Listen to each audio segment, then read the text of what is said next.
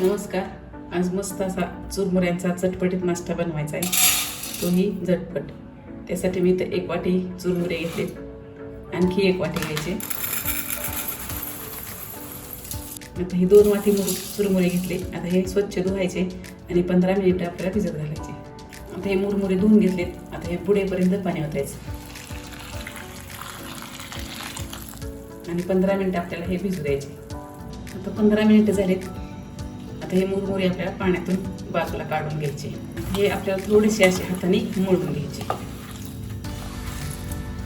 हे मुरमुरे मळून झाले. ज्या वाटीने मुरमुरे घेतले त्याच वाटीने हे अर्धी वाटी दही घ्यायचं आणि हा रवा घ्यायचा अंदाजे पाव वाटी. हे चांगलं मिक्स करून घ्यायचं. यामध्ये आपल्याला थोडंसं किसलेलं गाजर टाकायचं, किसलेला बीट आणि थोडेसे वाटाणे, थोडी कोथिंबीर. यामध्ये काही मसाले टाकून घ्यायचे. तर हे चवीनुसार मीठ टाकायचं, मिरची पावडर तुमच्या आवडीनुसार, ही भाजलेल्या जिऱ्याची पावडर, थोडी धना पावडर, हळद. यामध्ये अर्ध्या लिंबाचा रस टाकायचा. आमचूर पावडर असेल तुमच्याकडे तर तुम्ही तेही वापरू शकता. आता हे सगळं आपल्याला मिश्रण एकजीव करून घ्यायचं. आता हे पीठ आपलं एकदम व्यवस्थित मळून झालेले. आता याचे आपल्याला छोटे छोटे कटलेट तयार करून घ्यायचे. कटलेटचा जर शेप देता आला नाही तर तुम्ही यामध्ये आणखी एखादा चमचा बेसन पीठ किंवा तांदळाचं पीठ टाकू शकता. या नाश्त्यामध्ये जास्तीत जास्त मी भाज्यांचा वापर केलेला आहे, त्यामुळे डाएट करणाऱ्यांसाठी सुद्धा हा नाश्ता एकदम परफेक्ट आहे.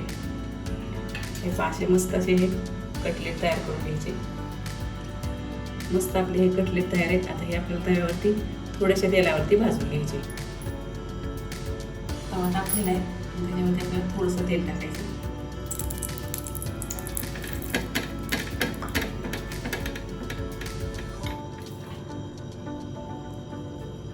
हे टिक्की आपल्याला टाकून कांद्यावरती घालून घ्यायचं.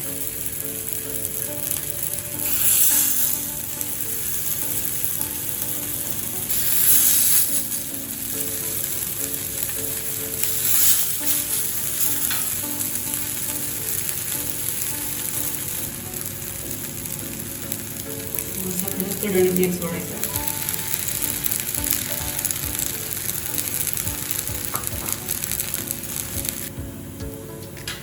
तर 2-3 मिनिटं झाले. आपल्या वरच्या बाजूने थोडंसं तेल सोडून द्यायचं आणि हे कटलेट आपल्याला पलटून घ्यायचे.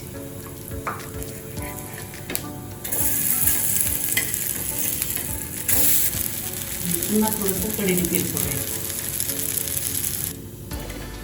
हे दोन्ही कटलेट छान टाकून दोन्ही बाजूने चांगले भाजले आहेत. आता हे आपल्याला काढून घ्यायचं.